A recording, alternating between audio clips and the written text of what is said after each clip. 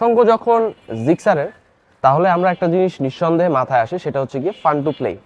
Gixxer মানেই যে কোনো সময় যে কোনোভাবে খুব সুন্দরভাবে কন্ট্রোলিংভাবে চালানো যায়, এটাই হচ্ছে জিক্সার। তো আজকে আমি আপনাদেরকে জিক্সার 250 আমার 10,000 কিলোমিটার রাইডিং এক্সপিরিয়েন্স শেয়ার করতে যাচ্ছি। আমার এই 10,000 কিলোমিটার রাইডিং এক্সপিরিয়েন্সে আছে পাহাড়, সমুদ্র এবং হাইওয়ের বিভিন্ন রাস্তা, এর মধ্যে ছিল অফ ট্রেইলও। তো সব মিলিয়ে একটি চমৎকার লেভেলের এক্সপিরিয়েন্স কিন্তু আমি গ্যাদার করেছি আমার এই জিক্সার 250-তে। তো চলুন জেনে আসি জিক্সার 250-তে আমার কি কি এক্সপিরিয়েন্স হয়েছে। প্রথমে যদি বলি খারাপ দিকগুলোর মধ্যে, খারাপ দিকের সব থেকে খারাপ যে দিকটা লেগেছে সেটা হচ্ছে গিয়ে টায়ার। এর টায়ারটা একদম এইভাবে শেপে থাকার কারণে নিচের অল্প একটু জায়গা মাটিতে থাকে, যার কারণে বালি কিংবা মাটি যে কোনো জায়গায় কিন্তু খুব পিছলা হয় এবং এর কারণে আমাকে বারবার বিপদের সম্মুখীন হতে হয়েছে। যেহেতু এটা 250 সিসির বাইক, এর তেল কস্টিং কিন্তু অনেক বেশি। আমি পার লিটারে 35 থেকে 33 এইরকম লেভেলের একটা মাইলেজ পেয়েছি, যার কারণে কিন্তু যে কোনো হাইওয়েতে আমাকে অনেক বেশি তেল খরচ দিতে হয়েছে। আর যদি ভালো দিকগুলোর মধ্যে বলি, এটি অনেক বেশি ওয়েট হওয়ার কারণে হাইওয়েতে যখন আমি রাইড করছি তখন কিন্তু আমাকে খুব ভালো একটা স্ট্যাবিলাইজেশন দিয়েছে। খারাপ দিকের মধ্যে আরেকটা দিক যদি বলতে হয়, সেটা হচ্ছে গিয়ে এর লাইটিং সিস্টেম। আপনি যখন হাইওয়েতে রাইড করবেন, এর যে লাইট যতটুকু আপনাকে প্রোভাইড করবে, এটা নট এনাফ। আপনাকে অবশ্যই একটা ফগ লাইট এটার সাথে ইনস্টল করতে হবে যদি আপনি হাইওয়েতে রাইড করেন, যেমনটা আমি করেছি FNM C1, যেটা আমাকে এনাফ পরিমাণ আলো দিচ্ছে। জিক্সার 150 আর জিক্সার 250-র মধ্যে এর শেপের মধ্যে তেমন কোনো তফাৎ নেই, একদম সেম। কোম্পানি চাইলে এটার শেপটা একটু অন্যরকম দিতে পারতো, বাট তারা সেম শেপের বাইক নিয়ে এসছে জিক্সার 250-তে, জাস্ট স্টিকারটা চেঞ্জ করা। খারাপ দিকের আরেকটা দিক যদি বলতে হয়, সেটা হচ্ছে গিয়ে এর কস্টিং, মেইনটেনেন্স কস্টিং যেটাকে আমরা বলি, যেটার দিকে বিবেচনা করে কিন্তু যে কেউ একটা বাইক কিনতে আগ্রহী হয়। এটার মেইনটেনেন্স কস্ট যদি বলি, এর সামনের ব্রেক প্যাড যদি আপনি অফিসিয়ালি লাগান, এটার প্রাইস নিবে 2600 থেকে 2700 টাকা, যেটা অনেক বেশি এক্সপেন্সিভ। আমি 10,000 কিলোমিটারে টোটাল 2বার সামনের ব্রেক প্যাড চেঞ্জ করেছি। পিছনের ব্রেক আমি খুব একটা ধরি না, যার কারণে পিছের ব্রেক প্যাডটা একদম নতুনের মতোই আছে।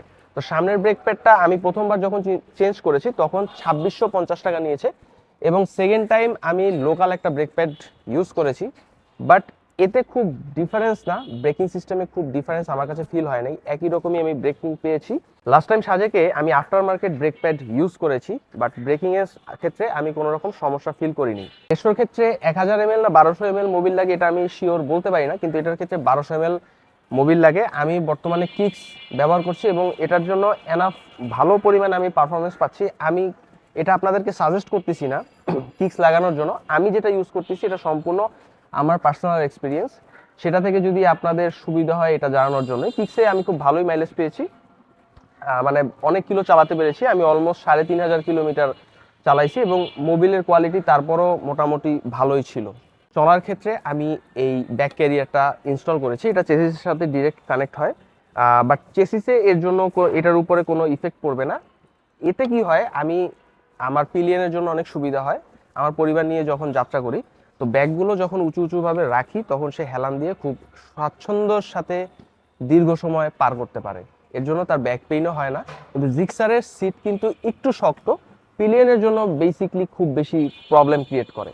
আর রাইডারের ক্ষেত্রে রাইডিং পজিশনটা একদম জিক্সার 150-র মতোই, কিন্তু জিক্সার 150-তে যে ভাইব্রেশনটা আপনি ফিল করবেন, এটা জিক্সার 250-তে দীর্ঘক্ষণ সময় রাইডের পরও এই জিনিসটা কোনোভাবেই ফিল করবেন না। আমি সাজেস্ট করি যাদের লং রাইডে খুব ভালো একটা এক্সপিরিয়েন্স চান, তারা জিক্সার 250 নিতে পারেন, বাট কস্টিংয়ের দিক থেকে আমি এইটা কোনোভাবেই সাজেস্ট করব না। এটা হাতি পালার মতো অবস্থা। 250 সিসির একটা বাইক কিনবেন, সেটা কিন্তু আপনাকে একটা ফিল দিবে যখন আপনি মিটারটার দিকে তাকাবেন। জিক্সার 150 মিটার এবং জিক্সার 250 মিটার একদম হুবহু সেম, যার কারণে এটা প্রথম রাইডে আপনাকে কোনো সময় জিক্সার 250 সিসি একটা চালাইতেছেন এরকম কোনো ফিল দিবে না। যখন আপনি চালাবেন দীর্ঘক্ষণ সময়, তখন আপনি বুঝতে পারবেন যে এর পাওয়ার, এর কন্ট্রোলিং সব কিছু আপনাকে 250 ফিল দেয়। তো এই ছিল আমার 10,000 কিলোমিটারের ছোট্ট একটা রিভিউ। আশা করি ভালো থাকবে, কিন্তু এই রিভিউর উপর ডিপেন্ড করে আপনাদেরকে এই বাইক কোনোভাবেই আমি কিনতে বলতেছি না। আপনি বাইক চালাবেন, কিছুক্ষণ সময় চালিয়ে তারপর ডিসিশন নেবেন যে কোন বাইকটা আপনার জন্য পারফেক্ট।